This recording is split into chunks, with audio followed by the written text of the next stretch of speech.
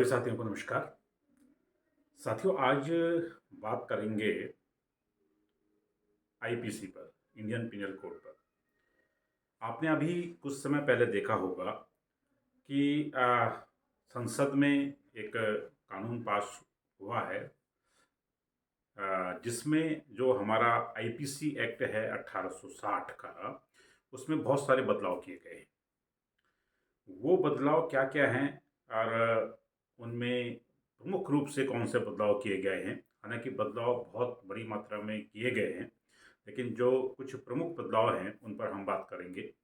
और फिर बात ये भी करेंगे कि आखिर ट्रक वालों की हड़ताल क्यों है? क्यों जो है ट्रक वाले हड़ताल पर हैं?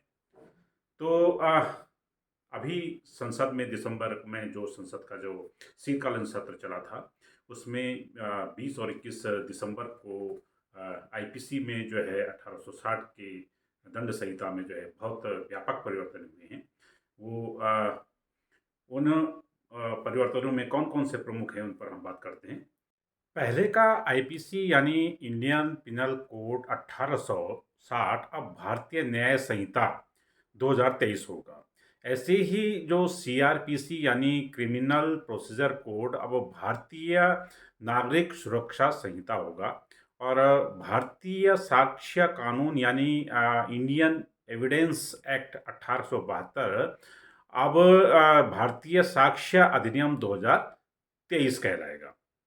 सरकार के मुताबिक जो नए कानून को पहले ये जो नए कानून लाए गए हैं, इनको लाने से पहले जो है 18 राज्यों, 6 संघ शासित प्रदेशों, सुप्रीम कोर्ट, 16 हाई कोर्ट, 5 न्यायिक अकादमी, 22 विश्वविद्यालय, 142 सांसद और लगभग 270 विधायकों और जनता ने ये नए कानून इन पर जो है उनसे सुझाव लिए गए थे। और 4 सालों तक जो है इस कानून पर गहन विचार-विमर्श के बाद इसे तैयार कर संसद में पेश किया गया और राष्ट्रपति की मंजूरी मिलने के बाद इसको पूरे देश में लागू कर दिया गया है। अंग्रेजों के ज़माने में आईपीसी यानी कि इंडियन पेनल कोड को लॉर्ड मैकाले ने लिखा था। कहते हैं कि मैकाले ने जब वकालत शुरू की, तो सबसे पहले उन्हें अंडा चोरी करने का एक केस मिला। लेकिन वो सबसे पहला केस ही जो है वो हार गए थे। उन्हें बड़ा दुख हुआ, पहले केस में ही उनको अपनी हार हज़म नहीं हुई। उन्होंने वकालत ही छोड़ दी और राजनीति में चले गए। जल्द ही वे ब्रिटेन की संसद के सदस्य बने और 163 साल पहले ऐसा मौका आया कि उन्होंने इस आईपीसी को लिखा था। अक्सर एक धारा का ज़िक्र आपने सुना होगा और बहुत सी फ़िल्मों में भी जो है वो सुनने को मिला होगा, दफ़ा 302। तो जैसे कि दफ़ा 302 जो थी उसमें जो है वो फांसी की सज़ा का प्रावधान था। अब ये दफ़ा 302 को भी बदलकर जो है जो नई धारा है वो 101 कहलाएगी। इसी तरह से एक धोखाधड़ी की जो धारा थी 420, जिसमें धोखाधड़ी के मामले आते थे, उसको भी जो है बदलकर अब उस धारा को जो है वो 316 कर दिया गया है। चलिए अब आते हैं असल मुद्दे पर। साथियों, आपने देखा होगा कि पहली जनवरी से नए साल के पहले दिन से ही जो है वो पूरे देश में, या यूँ कहें कि पूरे देश को अगर न भी माने तो लगभग 10 राज्यों में जो है वो ट्रक वाले जो हैं वो हड़ताल पर चले गए हैं। और इनके हड़ताल पर जाने से क्या है कि जो आवश्यक वस्तुओं की आपूर्ति है वो भी बाधित हो रही है। और आपने पेट्रोल पंप्स पे देखा होगा कि पेट्रोल ख़त्म हो गया है, डीज़ल ख़त्म हो गया है, मिल नहीं रहा है, या अगर कहीं पे मिल रहा है तो बहुत लंबी-लंबी जो हैं वहाँ पर लाइनें लगी हुई हैं। तो इसके पीछे कारण क्या है? इस सब के पीछे कारण ये है कि अभी जो मैंने बताया कि आईपीसी की धाराओं में जो परिवर्तन हुए हैं, उनमें एक परिवर्तन ये भी है, हिट एंड रन। यानी हिट किया और आप वहाँ से भाग गए। तो ये हिट एंड रन यानी कि किसी का एक्सीडेंट हुआ और वहाँ से एक्सीडेंट करके जो है वो दूसरा व्यक्ति जो है वो वहाँ से भाग गया।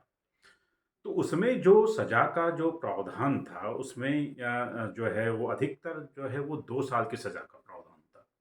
अभी तक अगर कोई ट्रक वाला किसी बाइक वाले को या किसी कार वाले को एक्सीडेंट होता है और वो वहाँ से जो है वो चला जाता है, तो उसमें सिर्फ़ 2 साल की सज़ा का ही प्रावधान था और अक्सर यही होता था कि जो भी एक्सीडेंट होता था तो उस केस में जो ट्रक वाले थे वो वहाँ से जो है भाग जाते थे क्योंकि उनको ये डर रहता था एक तो कि ये किस बात का डर रहता है कि पब्लिक जो है वो उनको मार देगी और दूसरा ये रहता था कि उसमें ज़्यादा सज़ा का प्रावधान होता नहीं था तो वो जो है वो वहाँ से चले जाते थे और जमानत भी इसमें जो है वो मिल जाती थी कि अगर वहाँ से वो भाग गया उसके ऊपर कोई केस भी होता है तो उसको जमानत मिल जाती थी और 2 साल की ही उसको जो है सज़ा होती थी।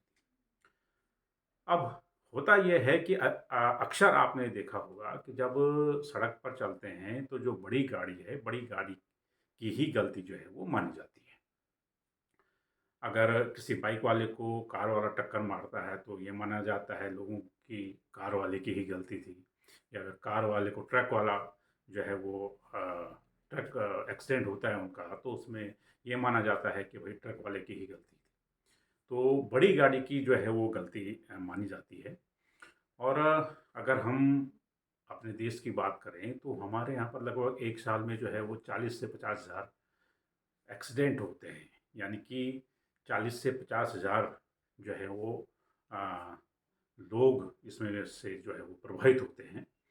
तो इस सब को देखते हुए कि सड़क पर जो है वो यातायात सुनिश्चित रहे और ये जो घटनाएं हैं एक्सीडेंट की वो न हो सकें, सरकार ने इसमें जो है व्यापक परिवर्तन किए और अब जो है ये प्रावधान कर दिया गया है कि अगर कोई एक्सीडेंट होता है और वो जिसने एक्सीडेंट किया है या जो दूसरा व्यक्ति है वो वहाँ से उस व्यक्ति को छोड़कर भाग जाता है तो उस केस में उस पर 7 लाख जुर्माना और 10 साल की सजा का प्रावधान किया गया है। अब ये जो प्रावधान किया गया है इसी से जो है वो ट्रक वाले जो हैं वो परेशान हैं। उनका तर्क ये है, उनका कहना ये है कि ये कैसे सुनिश्चित होगा कि जो एक्सीडेंट है उसमें गलती जो है वो ट्रक वाले की ही है। क्योंकि अक्सर ये माना जाता है कि बड़ी गाड़ी की गलती है और भागने का भी कारण एक यही है कि वहाँ से इसलिए भाग जाते हैं कि जो पब्लिक होती है वहाँ पर वो पब्लिक जो है उनको पकड़ लेती है और कई बार जो है उनको बुरी तरह से मार देती थी और कई मामलों में जो है किसी की जान भी चली जाती है। तो उनका ये तर्क है कि एक तो उनका ये कहना है कि भाई 7 लाख की जो जुर्माना जो लगाया गया है वो बहुत ज़्यादा है। हम लोगों को 10 से 15 हज़ार रुपये प्रति माह वेतन मिलता है तो हम इतना बड़ा जो जुर्माना है वो कैसे अदा करेंगे। और दूसरा ये है कि जो 10 साल की सज़ा का जो प्रावधान किया गया है वो भी बहुत ज़्यादा है क्योंकि ये कैसे आइडेंटिफाई कर होगा कि गलती किसकी है। सरकार पूरे हाईवे पर तो जो है वो सीसीटीवी कैमरा नहीं लगा सकती है जिससे कि पता चल सके कि वास्तव में गलती किसकी है। तो इस चीज़ को लेकर जो है पूरे ट्रक वाले जो हैं वो अ, हड़ताल पे हैं। हालांकि सरकार का ये कहना है कि अगर एक्सीडेंट होता है और उसमें जो दूसरा जो पक्ष है जिसने एक्सीडेंट किया है वो अ, घायल व्यक्ति को उसको हॉस्पिटल ले जाता है या उसकी सूचना पुलिस को देता है तो जो सजा का जो प्रावधान है उसमें कमी की जा सकती है। लेकिन अगर वो वहाँ से भाग जाता है तो उस मामले में 10 साल की सजा या 7 लाख रुपए का जो है वो जुर्माना होगा। तो सरकार के एंड से जो किया गया है उससे भी ये लगता है कि भाई सरकार ने जो प्रावधान किए हैं वो ठीक किए हैं। लेकिन अगर ट्रक वालों की तरफ से भी अगर देखा जाए तो उनका भी ये तर्क सही लगता है कि भाई आ, या तो सरकार ये सुनिश्चित करे कि भाई गलती किसकी है और इसको सुनिश्चित करने के लिए यही है कि पूरे हाईवे पे जो है वो सीसीटीवी कैमरा लगाए जाए। लेकिन लगातार बढ़ रही सड़क दुर्घटनाओं को देखते हुए सरकार ने ये सोचा कि इस व्यवस्था में जो है परिवर्तन किया जाना बहुत आवश्यक है क्योंकि वर्तमान में जो व्यवस्था है उससे भी जो है बहुत ज़्यादा एक्सीडेंट होते हैं क्योंकि उसमें सज़ा का प्रावधान सिर्फ 2 वर्ष का है। अब देखना ये है कि ये सब जो मामला चल रहा है और इसको लेकर जो है काफ़ी जो है वो आवश्यक वस्तुओं की कमी भी महसूस की जा रही है। आगे इसमें देखते हैं कि सरकार इस पर क्या फ़ैसला लेती है। हालाँकि सरकार के द्वारा जो कानून है वो पास कर लिया गया है, उस पर राष्ट्रपति जी के हस्ताक्षर भी हो गए हैं और हालाँकि डेट अभी उसमें डिसाइड नहीं की गई है कि किस डेट से ये लागू होगा।